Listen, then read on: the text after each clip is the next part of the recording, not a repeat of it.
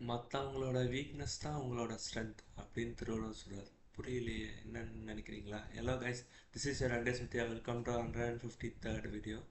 இந்த வீடியோ என்ன பார்க்க போனால் திருக்குறள் இருக்கிற அதிகார நம்பர் 15 பொறையுடைமையில் இருக்கிற குறள் நம்பர் 3 பார்க்க போகிறோம். குறள் இன்மையுள் இன்மை விருந்தோரால் வன்மையுள் வன்மை மடவார் பொறை. இதோட பொருள் என்னன்னா, வறுமையிலும் கொடிய வறுமை என்னன்னா, நம்ம வீட்டுக்கு வந்த விருந்தினரை வறுமையின் காரணமாக உபசரிக்காமல் இருக்கிறது. ஓகேவா?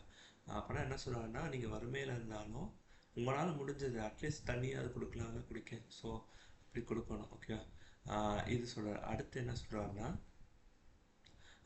வலிமையிலும் சிறந்த வலிமை. வலிமைனா ஸ்ட்ரென்த். அது என்னன்னா, உங்களோட யாராவது வரம்பு கடந்து தீய சொற்கள் பயன்படுத்துகிறாங்க, இல்லை தீமையை விளைவிக்கிறாங்கன்னா அவங்கள பொறுத்து கொள்வது ஸ்ட்ரென்த் ஆஃப் த ஸ்ட்ரென்த். அதுதான் பவர்ஃபுல் ஸ்ட்ரென்த் அப்படின்னு திருவள்ளுவர் சொல்லுவார். ஸோ நம்ம உண்மையை பொறுத்து கொள்வோம். நன்றி.